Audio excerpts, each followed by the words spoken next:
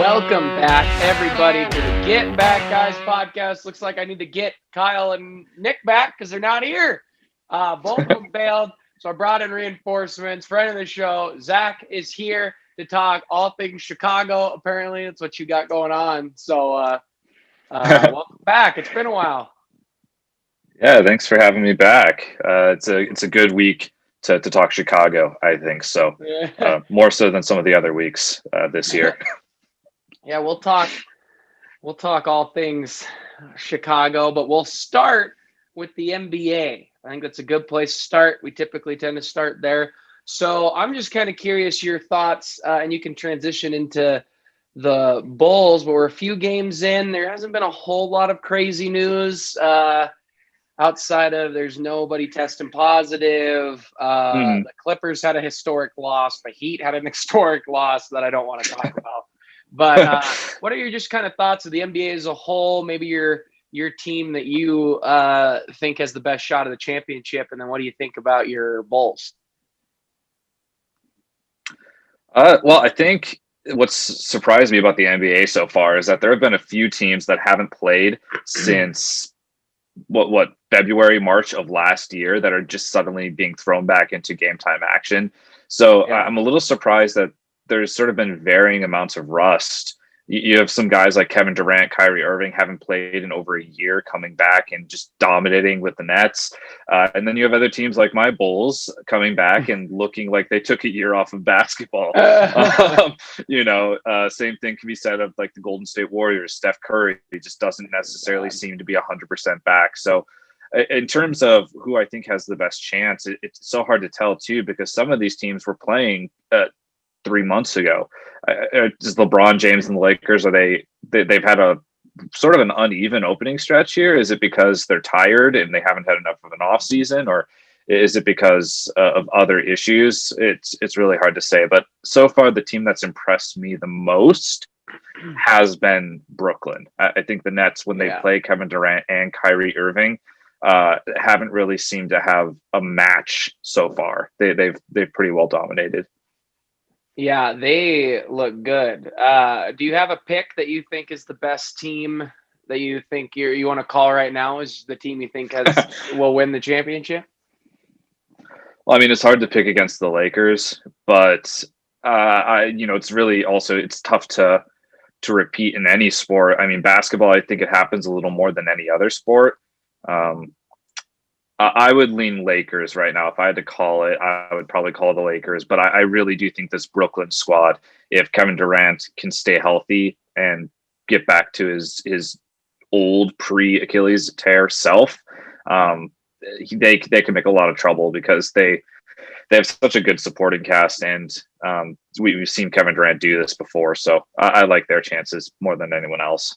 Yeah, they look good. The Lakers obviously are going to be good. It seems like everybody, you're right with the rust, looking at the standings and everything, a lot of 2-2s, 1-2, 3-1s kind of right now in both conferences. So I think everybody's just figuring out their groove, and then probably by late January, it'll be kind of figured out. And those teams that are starting to really pop will pop.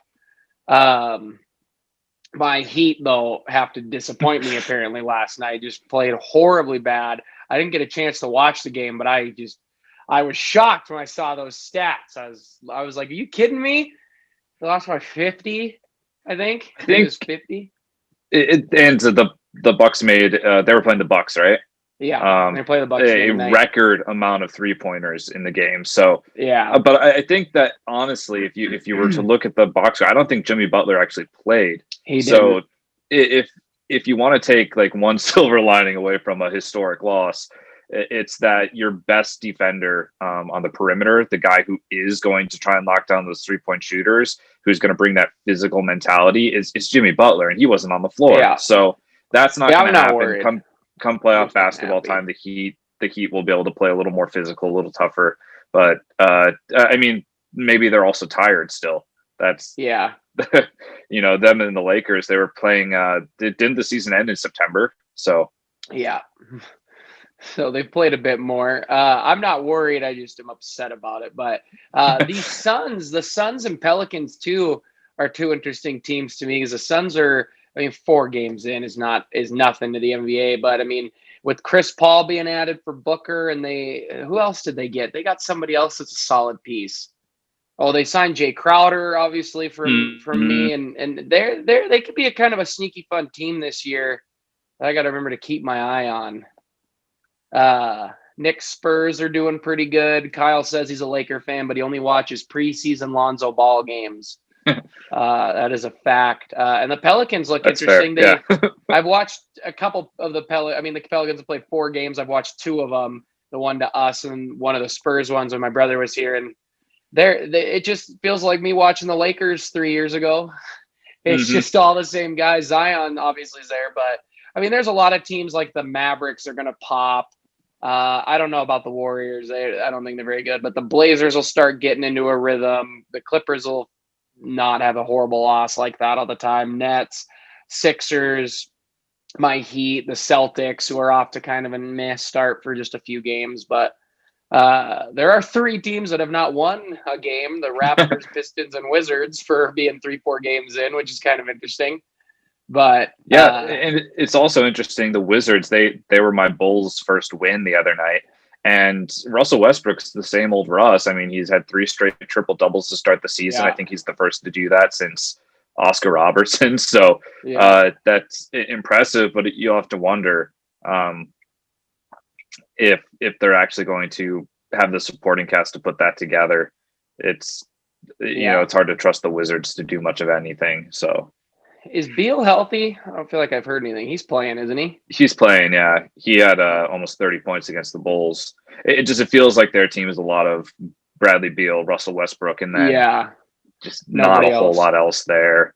And the Raptors not winning a game so far is pretty surprising. They have such a good roster and such good coaching. You'd expect them to put it together eventually, but they'll figure it out. Yeah. It's just not there yet. The Sixers have started pretty hot. That was surprising. They're 3-1. Looks like Doc Rivers is off to a hot start there. Yeah, we'll see how it goes in the next, once we get good 20 games in and we start to really see how these teams kind of mesh out. But I'm excited for the Heat game tonight. They go back to back with the Bucks. So I'm hoping they can. I just hope it's a better game. I'm not necessarily thinking they're going to win, but I just hope they play a bit better.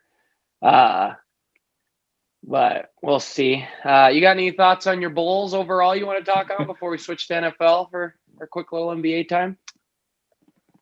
Yeah, I mean, obviously this year for the Bulls isn't about playoffs. I mean, there are some more optimistic fans who came into the year thinking we had the young talent to do it. But for me, I think I want to see Patrick Williams. I want to see that he has the potential to be a star like we think he is. I want to see Lauri Markkanen actually put it together and warrant a contract extension. I want to see Wendell Carter Jr. justifying being the 7th overall pick in the draft. Yeah. So it's been uneven, but we have so many young pieces that if we were to gel, if we were to live up to their draft standing and potential, we'd be a really dangerous team. So I think for me, it's just really low expectations, but excitement. I haven't been this excited about the Bulls since Derrick Rose was there. And it's just because, finally we've got the old guard out. We're done with Jim Boylan. We got Gar Forman and John Paxson out of the decision-making room. And we're finally starting fresh with just Billy Donovan's a good coach. It makes me feel like it's not going to be the same thing again and again and again like it's been since Jordan left. So it's an optimistic time to be a Bulls fan, but I don't expect us to win more than 30 games if I'm being, especially since I believe they're playing only 72 this year. Yeah, we're not gonna hit 30 games the way we're playing. Sure. Yeah. What are your thoughts on the Harden business? Him wanting to leave? Where do you think he's gonna go, or what do you think of it? It's a little difficult to see anyone giving up what I think the Rockets will want for him. He is a generational superstar. He sort of defined this era of basketball and it changed it. So it's a little difficult for me to see anyone wanting to pay up though for somebody who's on the wrong side of 30, I believe, or nearing 30. He's a little old to be just trading everything. He's not LeBron. You don't expect somebody to be playing this well deep into their 30s. So I think if you were to go anywhere, it would have to be to a team that has the young pieces but are just searching for that star. And I don't know that any of the rosters out there are going to trade away some of those pieces to do that. I mean, he mentioned the Blazers. Maybe the Blazers would get rid of McCollum, but who else are they going to want to get rid of just to mortgage their roster for Harden to pair him with Lillard, right? I just all these young teams. I don't even know who else was on his list of short teams of who to accept a trade to, which is just funny to me. But I don't see it happening. But if you were to go anywhere, I would think it would be for a team that is looking to make a splash. And since there are no fans this year, I think that also works against the trade. If you're looking at a team that's trying to draw interest in, this rebuilding process and legitimize themselves as contenders that people want to come out and see, maybe someone pulls the trigger and overpays for them. But with no fans, it doesn't make much sense from a marketing perspective either. So I don't think it happens. I think he's would rock it at least one more year or until the trade deadline. I agree. All right, why don't we transition into football? And I guess we'll just start with our team since that's the big news. And I guess I'll rant about the Eagles.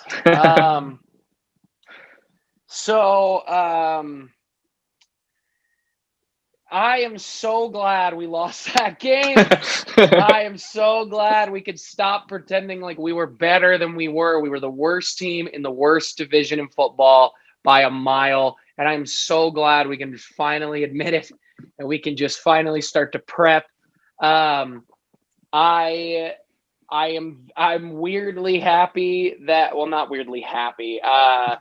I'm excited we're going to get a top pick. I think that's important, whether we use that on a top wide receiver or on a top, which a lot of people think will go wide receiver. I kind of want to go get a top corner to pair with Slay, to learn from Darius, to kind of shore up the secondary.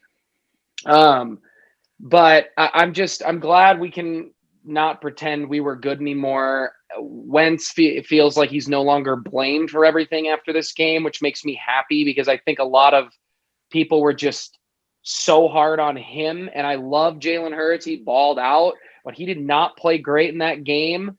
And the stats completely hide that he did not play well. He was missing throws. He was sitting in the pocket too long. He had bad turnovers, trying to force some things. And all of a sudden, the offensive line didn't play well. They stopped running the ball after 2 weeks of running the ball.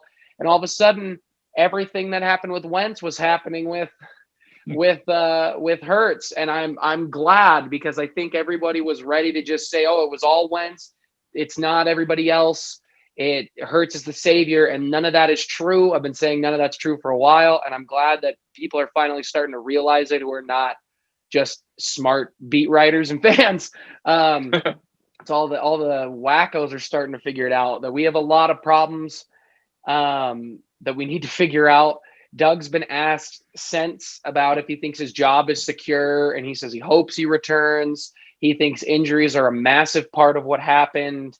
I think that's a good percentage. Roster construction is a problem because how he brought in so many of those injury-prone guys. I'm excited for a change. It makes the offseason as a fan a bit exciting to kind of see where we're going to go. Because I don't know. I'm glad I'm not making the decisions, but we need to get a real offensive coordinator back. I'm okay if he keeps Doug. I do think I actually would like him to keep Doug. I do think Howie needs to be removed from contract or from NFL personnel. Handling the players, keep him in the contracts. But Doug even mentioned too that he wouldn't mind having more control on player personnel and who to bring in. And I'm okay giving another year away to go to Chip Kelly, where Chip was kind of like, I need to be in charge of everything. And Jeffrey said, okay, look, if that's what's going to put us over the edge from being 10-6, and to really compete, then I'm going to give it a shot. And I'm okay if he does that with Doug. If he gives Doug more of the GM control and gives him a year to do that and just leave Howie to deal with contracts, then I'm perfectly fine with all that. I think that's an okay move to test out. If it's a complete firing and bringing all new people, I'm fine with that. But we need a real offensive coordinator if Doug stays. I think they're going to stick with both QBs. I think Wentz will be the starter next year. A lot of guys are going to be gone. I love Deshaun Jackson. I loved he had a big play, but he wasn't even targeted the rest of the game. He had one catch for 81 yards and a touchdown with no more targets after that. He targeted once. That was it. Oh, all right, day of the office, right? Yeah. And that 81 yards too, I mean, that was a 41-yard throw where Deshaun took it the rest of the 40 yards, a 40-something throw. But and we're in a position, I think, to recalibrate and get back to playoff contention quick if they stick with Doug. But we have to make the smart, right moves. And we need to bring in a real offensive coordinator. If they keep Jim, I don't know if I'll be happy, but if they he can be so stubborn, but he weirdly got more consistent than everybody else at the end of the year. I really don't care about this game coming up. I don't really want to win. I'd prefer to get a higher pick. You don't want to send the Cowboys to the playoffs, huh? No. Or the Giants. Because I think it's whoever wins the Giant Cowboy game. If we win, whoever wins that game's in. But if Washington wins, they're in. Yeah. Washington, although Jim Schwartz did say, we do not want, because it's in Philly, he said, we do not want ever a division opponent to win the division in our stadium. So we're going to go out there and play tough. And when he said it that way, I was kind of like, okay, now I want to win, but I also want a draft pick. I'm just so conflicted. I'm ready for the season to end. I think we have the 6th pick right now. I'd love to lose. You could get as high as the 3rd pick, and you could fall as low as the 10th. So that variance, you could be in chase for like a generational wide receiver talent, or you could be slotted to pick the second best, tackle in the Big Ten. I would love the kid from LSU. Although some of the beat writers think, well, we will go after a quarterback if we get the 3rd pick, that we will try to move and take Justin Fields, or I guess Trevor, but I don't think either team because those are secured, isn't it? Zach Wilson. Yeah. I don't want a QB. Our problem is not quarterback, and I don't know why Eagle people keep thinking that's the issue. It's not. Wentz can get back to it. It is not all on Wentz. A lot of that is coaching. A lot of that is players. A lot of that can be fixed. And we still have Hurts, who showed he could be something decent. So, or maybe something special. So the quarterback's not the issue. Go get a generational wide receiver, offensive lineman, D lineman, a linebacker, a tight end, because Zach Ertz will most likely be gone. Although I still think Ertz is the one guy I think is a mistake to move off of. All the other vets I'm okay with. Ertz, I still think, even though he regressed so heavily this year, and no one talks about it, he couldn't catch a ball in the first 5 weeks. And then he was hurt for 5, and then he came back and he still couldn't catch a ball. I mean, he's dropping everything. I couldn't believe I was watching the same Zach Ertz. I'm over it. I still think we should keep him. I think he should actually take a pay cut, though, if he's going to stay, but he's not. You could go the route of Brent Selleck, that's who Ertz replaced, right? So maybe Goddard take over that primary tight end role, and then make him the Goddard in the offense. Do that. Yeah, I do that in Madden. I think the Eagles are such an interesting team because so much of what they'll choose to do also depends on just where the cap situation is next year. Yeah. No one knows where it's going to be. So getting rid of Ertz, that's a cap decision. Getting rid of Brandon Graham or I don't think Fletcher Cox is going anywhere, but shedding I don't think Brandon or Fletcher go. Could be. Well, I know the Eagles are pretty cap strapped too, so it could be a question of, can they afford to keep some of these guys on the roster and still accomplish their goals and fill those holes. And you made an interesting point with Doug Peterson sticking around, but Howie Roseman getting reassigned. That sort of puts Doug in a weird position where you hire a new GM who didn't pick Doug. So unless you're going to go the more modern route where the head coach picks the GM, I think that's what it to would work with. Yeah. you put him in a situation where the GM's like, well, I didn't pick this guy. And it's that lame duck. It's what I'm afraid the Bears are going to do with Matt Nagy and Ryan Pace. But then if you let Doug pick the GM, you're basically committing to 3 or 4 more years. I think Doug wants to be GM. I think he wants to be the GM and just let Howie do like the two of them still together, but Doug gets full control of like who he wants and players he wants. How much input does he have right now? Like, is he the guy in the decision room with Howie Roseman saying like, "Oh, I want Jalen Reagor over," they picked him ahead of Justin Jefferson, didn't they? Or did they pick after? No, we took him 1 pick before Justin Jefferson. Yeah, I mean, like, and Reagor still has a chance, but I mean, Justin Jefferson had one of the greatest wide receiver rookie seasons of all time. Who's responsible for that pick? Was it Howie and Doug in lockstep, or was it more just Howie saying, "I want the next Deshaun Jackson"? Yeah. Sorry if I echo more now. My AirPods died. Didn't know they were that low. Oh no.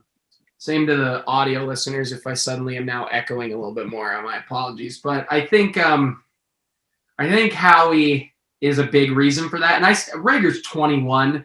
I think Justin Jefferson's 23. So he's they could still develop. Yeah, he's got time. And if we got the 3rd pick and took that kid from LSU, that's going to help him tremendously. We have to figure stuff out. If Howie has been mainly involved with all the player personnel, I'm fine if Doug is the GM and he goes Bill Belichick and they don't hire another guy and it's just him, Howie, and John Dorsey apparently, and Jim Schwartz, but Doug gets the final say, then I'm okay, because we've been too stuck up on trying to be unique and different in our coaching this year, which did not work.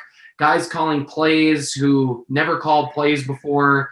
Doug finally taking control back and then doing everything for Hurts that everyone was like, why didn't you just do this with Wentz? Not a thing Hurts did, Wentz couldn't do in terms of like rollouts or designed runs outside of options, I guess. But I'm ready for a decent change. I do think we need a legit offensive coordinator. I wouldn't mind if we move off of Jim Schwartz. I wouldn't mind Dan Quinn coming and being our DC. I think that'd be a fresh change up because he did some great things with Seattle, but we need to bring somebody. And I'd really like a young hotshot like coach to come in and be OC who has done some play calling experience, whether it's from the college level or the NFL level.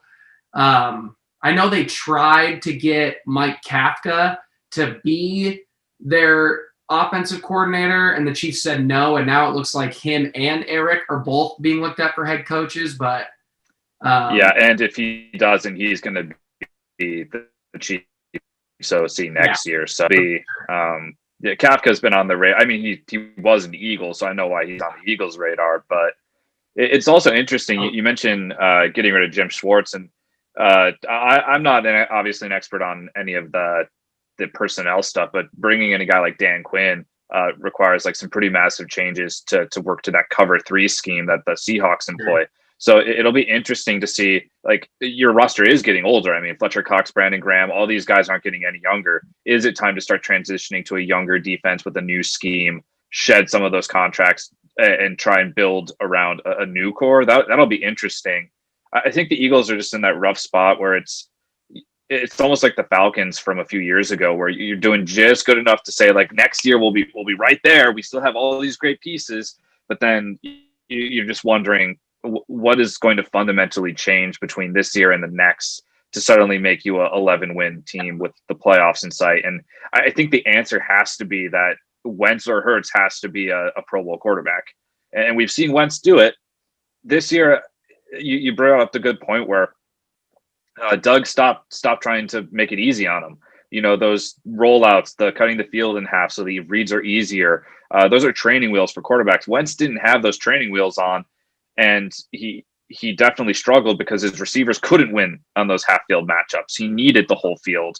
Run the ball. Run the ball. Miles Sanders, run the ball. Yeah. Beast. Run the ball. The difficulty with Wentz too, though, is that more so than just scheme and play calling, he was missing throws. Of the games that I saw, there were wide open guys that he would just miss, and that's concerning. And you wonder how deep, whether that was, how much of it was Wentz missing or the wide receiver not being where they were supposed to be. That could be a little bit of a concern. Hurts at the very least displayed some accuracy. That was the major difference. Was it felt like if there was an open man, Hurts was going to hit him, whereas Wentz felt like more of a wild card. But Wentz has the MVP talent. Hurts got beaten out by Tua at Alabama. He has a ceiling that I think is lower than Wentz's. So it's the Eagles have such a weird spot, but their division is so winnable. I don't think that the Washington football team, the Cowboys, or the Giants are suddenly going to become a 12-win juggernaut next year. I mean, maybe the Giants defense could get really good. The Washington defense looks really good. Maybe Dak comes back really good, but they're also one-sided. And the Eagles somehow have the most balance in the entire division. They just haven't done anything exceptionally well in a few years. Yeah, I'll say this too, though. Wentz got, 13 games of getting just absolutely hammered and destroyed. Mm-hmm. So I think that plays a part with his accuracy, because finally Hurts started really getting hit. And then all of a sudden he wasn't as accurate as he had been when Doug started being like, okay, he's good enough now. Let's try to do a deeper play or a play action play. And all of a sudden Hurts was getting rocked, and the O-line needs to be fixed. Obviously injuries are huge. Lane Johnson wasn't healthy. Brandon Brooks, starting left tackle, Andre Dillard. Jason Kelce was the only guy who was healthy all year, and that needs to be better. But anyway, what about your Bears? How are you feeling about this playoff contention? How do they get in? Is it win they're in? It's win they're in, and a Cardinals loss also puts us in. Loss or tie would put us in the playoffs. If you lose, though, if Cardinals lose, you'd be in? Yes. If we both finish 8-8, the Bears are in. Actually, I'm not sure what happened. If the Cardinals tie and we lose, the Cardinals get in. If we tie and the Cardinals lose, we get in. So we own any tiebreaker scenario. The most interesting scenario is that we win and the Cardinals win, and then the Rams are out. Even though the Rams beat us, we hold tiebreaker over the Cardinals, and the Cardinals would hold it over the Rams. So we would be the 6th seed, and the Cardinals would be the 7th seed, and the Rams are out of the playoffs. They would go from being 9-4, 99.9% chance to make the playoffs, to 9-7 and missing it all. Wow. So that would be catastrophic. And Kyler's going to play. That broke today. And Cooper Kupp got added to the COVID list, and it looks like John Wolford's going to start for the Rams. So it's looking like the Bears need to beat the Packers to go to the playoffs. That's just how it is. I actually prefer it that way. We've been running up the score on a lot of really bad defenses the past few weeks. This is the first time since 1965 that the Bears have scored 30 points in 4 straight games. Wow. Before my dad was born. So it's like our offense is really playing a lot better, but is it fool's gold? We're gonna find out. If we could put up 30 points on the Packers, that'll make me feel a lot better about the idea of keeping Matt Nagy and Mitch Trubisky next year. If we could beat the Packers and go to the playoffs, and I don't really care what happens in the playoffs. We're an okay team. We're not a great team. I don't even know if we're a good team, but this roster has the talent of a much better team. The quarterback position has been our kryptonite since the league started, and Trubisky is finally putting together some solid stretches of play here. He's had a passer rating above 90 for 4 straight weeks, which is also somehow, I think, a Bears record. It's the best case scenario has always been that Mitch Trubisky finally puts it together in year 4. And I don't know if he's ever going to be more than an Alex Smith type quarterback, but if he were to play like this for the rest of his career, the Bears are a playoff team. I don't know if we're a Super Bowl team, but we're a playoff team. Helps with the defense you got. And our defense has honestly been the weakest part of our team the past 4 weeks. We wouldn't have lost to the Lions if our defense hadn't blown a 10-point lead. The Vikings made it way closer than it should have been because of our defense. The Jaguars were moving the ball up and down the field on us for the first half. So that I think Chuck Pagano is playing for his. He's coaching for his job next week as our defensive coordinator.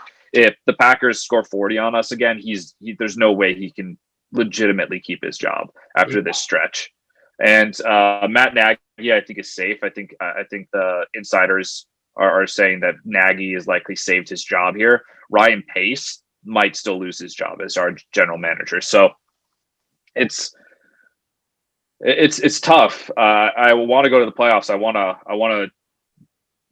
want to succeed, but we've also put ourselves in a position where Mitch Trubisky is probably our best option at quarterback next year. And, we're going to be picking in the late teens or early 20s of the draft, assuming we don't go on and win the Super Bowl. And who's going to be available at quarterback? Are we going to trade up? Maybe we could get the guy from Alabama, the high center. We'll trade for Wentz. We can't afford Wentz. That's the other thing. We're so cash strapped for next year that we can't even afford to go out there and sign a Dak Prescott if he's available. We can't afford to sign.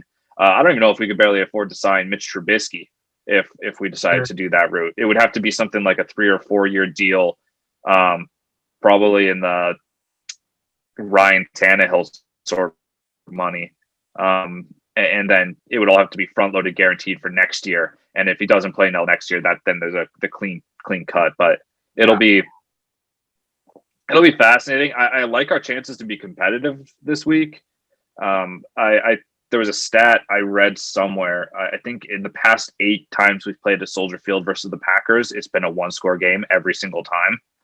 If we beat the Packers, it's at Soldier Field. It's always been at Soldier Field. So I like our chances to at least control our destiny. But the Bears playing the Packers on a elimination game is the stuff of my nightmares, going back to when I was a wee lad. So it's going to be a tense Sunday. You play Sunday afternoon. Yeah, is there any Saturday 4:25 slot? No, this week it's all Sunday. There's no Thursday or Monday Night Football. That's right. That's what I thought. And I have Sunday night because they flexed me in. I forgot to mention too about the Eagles. Deshaun and Alshon Jeffrey's contracts, because we kept them this year, just became much more friendly on the cap if we cut them. So that was what Howie was doing. Maybe they just swallowed what they had for this year and they knew it was going to be kind of a crapshoot. But I don't know. Anyway, so I guess as we wrap up here, these episodes tend to be a bit shorter when there's just 2 of us. Did you have any surprises of last week that you kind of thought, or any team overall that's kind of shocked you, or a reaction, anything like that? Yeah, I had probably two major surprises. The first was these Buffalo Bills. I know that they're playing a bad New England team, and I love saying that, a bad New England team. It horrible. Feels so good to say that. Awful, just disgustingly bad on offense. Yeah. New England team, and the Bills are exciting and they're fresh and they're playing like the run and gun 90s Jim Kelly Bills that went to the Super Bowl 4 times. It's refreshing, and Josh Allen is, I was a doubter. I admit it. I didn't think that he had it. I thought he had a rocket arm and just no accuracy. But this year he's putting up Aaron Rodgers and Patrick Mahomes numbers. And that's not an exaggeration. He has as many touchdowns as Patrick Mahomes and only about 4 more turnovers. It's been impressive. So the Bills are peaking at the right time. They're probably going to get the 2nd seed with Pittsburgh resting their starters, and they already have tiebreaker over the Steelers. So they're going to be in the 2 seed, and they'll probably get the Browns or the Colts in the first round, just based off of what the playoff seeding looks like. I love their chances to make it to the championship game. And of all the teams that the Chiefs should be afraid of, it's the Bills. They look so good. What was your other one? The other surprise for me, and maybe it shouldn't be a surprise, but I was pretty shocked with how good New Orleans' run game looked. Obviously, a lot of that was just Alvin Kamara putting on literally the greatest single season running performance ever. I mean, 6 touchdowns on the ground in a single game is a tied for a record. Last time it was done was 1929. Ernie Nevers was playing against grocers. Yeah. And Alvin Kamara just did that to, Mike Zimmer and the Vikings defense. So if that Saints running game rolls into Lambeau in January, that's something that I could see. They don't need Drew Brees to move the ball through the air. They don't need their passing game to dominate if Alvin Kamara is playing like that. Yeah. So I think that was the surprise for me, is that they've always been such a pass-centric offense, and then Alvin Kamara comes out and drops a bomb like that, and it starts to make you think that maybe their running game could be what drives this playoff run. And if that's the case, the rest of the NFC should look out, because if you look at the major contenders, they're all weak on run defense. The Packers did great against Derrick Henry last week, but on balance, that's where they struggle. The Seahawks run defense has been an issue for them in years past, and it's not as if they're suddenly great at it, right? They've started to get better, but you can move the ball on the Seahawks on the ground. The Buccaneers are the only team with a solid run defense in the NFC that is a legit Super Bowl contender. So that surprised me. If the Packers win and beat your Bears, they get the 1 seed. Correct. If everyone has to roll into Lambeau and that snow keeps falling, that's going to be so tough for every other team. And then the Saints are going to have to run the ball. And even then, who knows if it'll work, because that snow played a big factor in them kind of shutting Derrick Henry, not really shutting him down. He still ran for 98 yards, but they just feed the heck out of him. And the Titans, when they get knocked off their rhythm, they're prone to struggle. I mean, if you look at the Cleveland game from earlier this year, if you jump on them, they don't really have a counterpunch. And the interesting thing for Green Bay is they obviously are such a powerhouse. They have everything you really want from a contender, but they've shown that proclivity of where if you could jump on them, they don't really have the Kansas City second wind, right? They don't have the 30-point comeback in them. So it'll be interesting. Fun note about the seeding. If the Packers lose to the Bears, even though they beat the Saints earlier this year, the Saints could still get the 1 seed and have everyone go through the Superdome. Yeah. So if they win, and I believe if Seattle wins and there's a 3-way tie, the Saints become the 1 seed. And I believe Seattle actually becomes the 2 seed and Green Bay falls to the 3 seed because of tiebreakers. And if the Saints lose and the Seahawks win and the Packers lose, Seattle gets the 1 seed and everyone goes to the Pacific Northwest. So yeah. It'll be all of these teams have such a great home field advantage typically. So the NFC could be decided here, just who goes through. Adding an extra team to the playoffs has made it wild. The AFC's nuts too.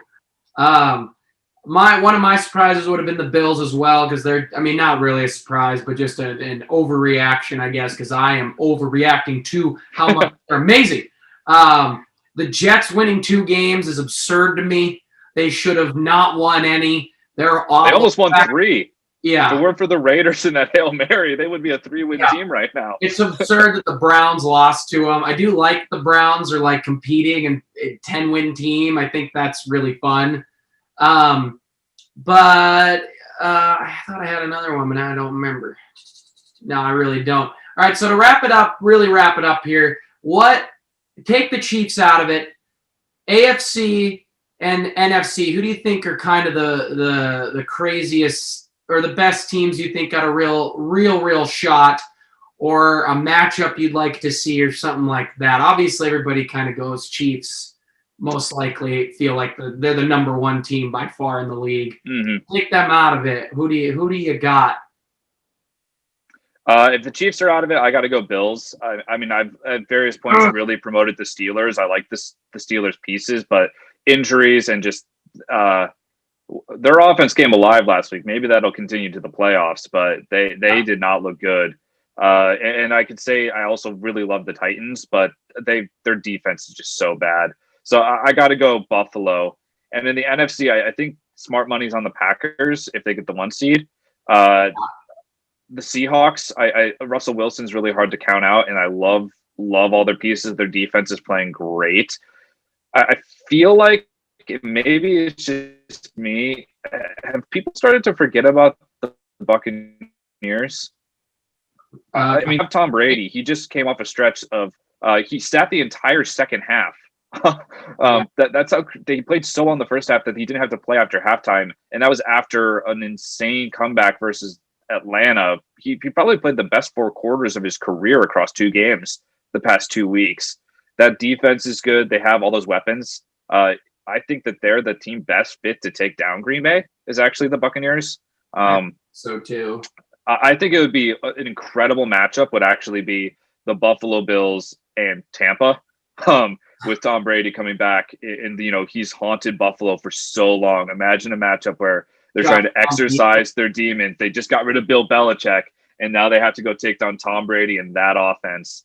But I would love to also see Buffalo versus Seattle. Something about West Coast, East Coast there. And obviously, if the Packers get to any game, Aaron Rodgers makes it fun. So, but I think I'll lean Buffalo.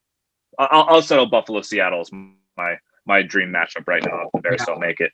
Buffalo would be fun. The Cardinals, if they can get in, I'd like to see them finally start to kind of pop the way I thought they really would dominate this year. And they are so close. I mean, another year, and this team is good. That division's tough. The Hawks, you're right with Russ. I agree, but it's just that defense. I just don't know if that defense can't survive a Patty Super Bowl, I think, or a Lamar or Josh Allen Super Bowl. If Lamar can get in, he'll make some noise. He'll just start running for his life. But people are forgetting about the Ravens. I mean, I just did. But Lamar's playing like the MVP again. He is playing really underrated. They need. I think they control their own destiny right now. I think the Colts are the only team that need help in the AFC. But right now, they need to win, and they need one of those 3 teams to lose, either the Ravens, Browns, or Titans. If one of them lose, Colts are in.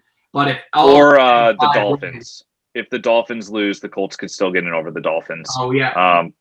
Any of those 10-win teams, they lose tiebreaker on the Titans. I mean, all of them really, but yeah, they won't win the division. They could still win. All of them could win, and they could still be left out, which would be pretty incredible. It'd only be the 3rd time that a 11-win team did not make the playoffs, and this is an expanded field. The first time it happened, there was only 5 teams that made the playoffs. Second time was the 2008 New England team when Tom Brady tore his ACL. So they'd be quite literally the greatest non-playoff team. As far as record. This year looks like the years we do in the summer when we make our picks, and we always go top heavy with a bunch of teams, and then there's not a lot of middle. There's just a lot of trash. That's what it really does look like, because there's just so much trash. 4-10 or 11-4. It's been incredible. I can't wait for that one team to roll in and have to play whoever wins my division. Thank God it's not me.